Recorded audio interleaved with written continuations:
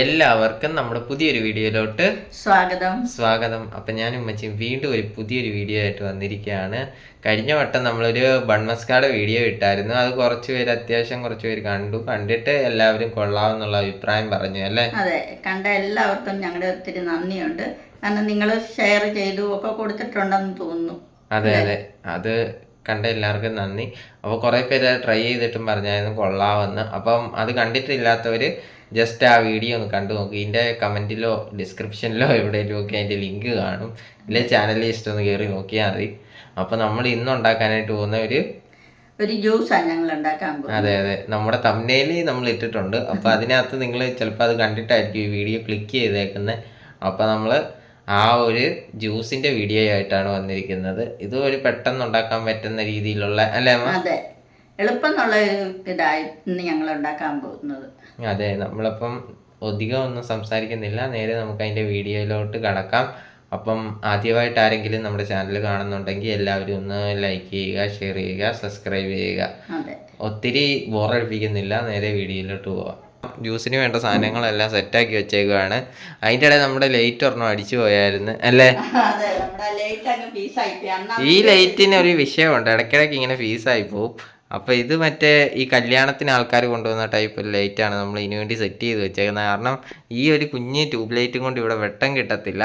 അപ്പോൾ അതിനുവേണ്ടി അത് ഇടയ്ക്കിടയ്ക്ക് ബൾബ് മാറും. അപ്പോൾ ഇന്നാളും വെച്ച് കടയിൽ പോയപ്പോഴത്തേക്കും കടയിലൊന്നും ആ ബൾബ് കിട്ടാനില്ലായിരുന്നു. അതെ, ഇനി നമുക്ക് സാധനങ്ങൾ പരിചയപ്പെടുത്തുന്നതിലേക്ക് കിടക്കാം. ഞാൻ ഈ പഴം വെച്ചുള്ള ഒരു ജ്യൂസ് ഉണ്ടാക്കാൻ പോകുന്നത്. അതായത് ഞാലിപ്പൂവൻ പഴമാണ്. ഞാലിപ്പൂവൻ പഴവും പാലും വെച്ചുള്ളത് ഉണ്ടാക്കാൻ പോകുന്നത്. കാരണം ഈ ജ്യൂസിന് ഈ പഴം ഞാലിപ്പൂവൻ പഴം തന്നെയാണ് നല്ലത്. ആ പഴം എടുക്കാൻ നോക്കണവേ. അപ്പം നമുക്ക് അതാദ്യമൊന്നും ഇതിൻ്റെ തൊലിയെല്ലാം കളഞ്ഞതൊന്ന് അരിഞ്ഞെടുക്കാം. ഇതേണ്ട പഴം 4 ഞാൻ അരിഞ്ഞെടുത്തിട്ടുണ്ട്.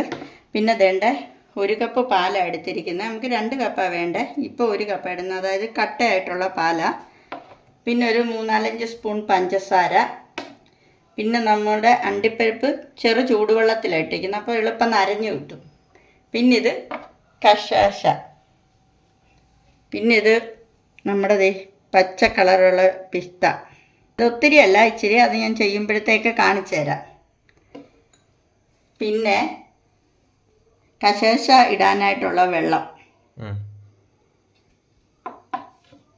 ഇനി ഒരു മിക്സിയുടെ ജാർ എടുത്തിട്ട് ആദ്യം ഈ പഴം ഇട്ട് കൊടുക്കുക. ഈ 4 പഴവും അരിഞ്ഞത് ഇട്ട് കൊടുക്കുക. നമ്മൾ പഴം കൂടുതൽ എടുക്കുമ്പോൾ പാലും കൂടുതൽ എടുക്കണം. എന്നിട്ട് അതിനകത്തോട്ട് ഈ 1 കപ്പ് പാലും കൂടി ഒഴിക്കാം. കട്ടയായിട്ടുള്ള പാല്. പിന്നെ നമുക്ക് ഈ പഞ്ചസാര ഇട്ട് കൊടുക്കാം. മധുരം അനുസരിച്ച് നമുക്ക് ഇട്ട് കൊടുക്കാം. ഇനി ഈ കുതിർത്തി വെച്ച അണ്ടിപ്പരിപ്പും കൂടി ഇതിനകത്തോട്ട് ഇട്ട് കൊടുക്കണം. എന്നിട്ട് ഇത് നല്ല ഒന്ന് അരച്ചുകൊണ്ട് വരാം. ഇനി നമുക്ക് ഈ കശാശ ഒന്ന് കുതിർത്താൻ വെക്കണം. ഇത് എളുപ്പം ഒന്ന് കുതിർന്ന് കിട്ടും. ഇത് 1 സ്പൂൺ എടുത്ത് കപ്പിനകത്തോട്ട് ഒഴിച്ചിട്ട് നമുക്ക് ഈ വെള്ളം കൂടി ഒഴിച്ച് ഇത് എളുപ്പം ഒന്ന് കുതിർന്ന് കിട്ടുന്നത്. ഇതൊന്ന് കുതിർത്തി വെക്കാം. ഇനി ഇതൊന്ന് ഇളക്കി കൊടുക്കണം. അതെ, അന്നേരം ഇത് എളുപ്പം ഒന്ന് കുതിർന്ന് വെക്കും. ഇത് മാറ്റി ഇവിടെ വെക്കാം. അപ്പോൾ വേണ്ടേ നമ്മളത് അടിച്ചുകൊണ്ട് വന്നിട്ടുണ്ട്. ഇനി ഇത് നമുക്കൊരു ബൗളിലോട്ട് ഒഴിച്ചു കൊടുക്കാവേ.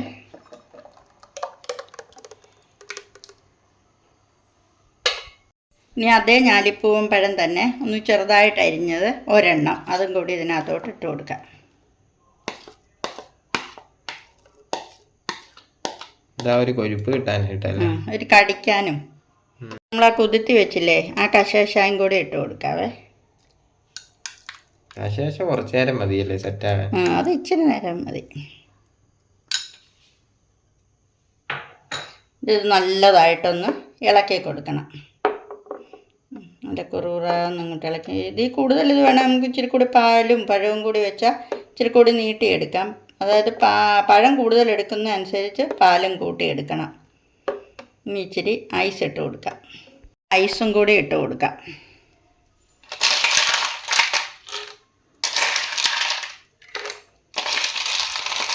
ഐസും കൂടി ഇട്ട് കൊടുത്ത് നല്ലതായിട്ടൊന്ന് ഇളക്കി കൊടുക്കാം. ഞാനിട്ട് ഈ പഞ്ചസാരയുടെ മധുരം എല്ലാം നല്ല കറക്റ്റാണ്. ഇനി നമുക്ക് ആ കളറിൻ്റെ ഇത് ഒരു ഫ്ലേവർ കുറച്ച് ഇച്ചിരി ഇതാകുമ്പോ അതിന്റെ ഒരു ടേസ്റ്റും കൂടെ കിട്ടുവേ. കിട്ടും. ഇത് കൂടിപ്പോയാൽ ഇതാകും കൊണ്ട് ഇത്രയും മതി. ഒരു 3 തുള്ളി ഇതും കൂടി ഇട്ട് നല്ലതായിട്ട് ഇത് ഒത്തിരി ആക്കരുത്. ഒത്തിരി ആയിക്കഴിഞ്ഞാൽ അല്ലെ തന്നെ ഇത് നമ്മൾ വീഡിയോ നോക്കുമ്പോൾ ഒരു കളറ് കാണും.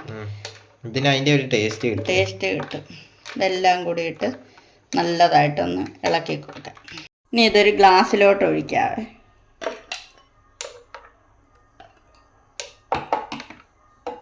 ഇത് ഫില്ലാകട്ടെ അല്ലേ? അതെ. ഈ ഭംഗിയും കൂടി ഇരിക്കട്ടെ എന്ന് വിചാരിച്ച് നമ്മൾ ഇച്ചിരി കശുവശായും കൂടി ഇട്ട് കൊടുക്കുക. എന്നാലേ ഒരു അല്ലേ ഡെക്കറേഷനിലല്ല. ഇനിയും നമ്മൾ അടുത്ത സാധനം കൂടെ ഇട്ട് കൊടുക്കുവാണ്. ഇനി കുറച്ച് ബദാങ്കായും കപ്പലണ്ടി എല്ലാം കൂടി പൊടിച്ചാൽ അതും കൂടി ഇതിൻ്റെ മുകളിലോട്ട് ഇട്ട് കൊടുക്കാം. നമ്മുടെ ജ്യൂസ് റെഡി ആയായിരുന്നു. ഇനി നമ്മൾ ഈ സാധനം ഒന്ന് കുടിച്ച് നോക്കാനായിട്ട് പോവാം.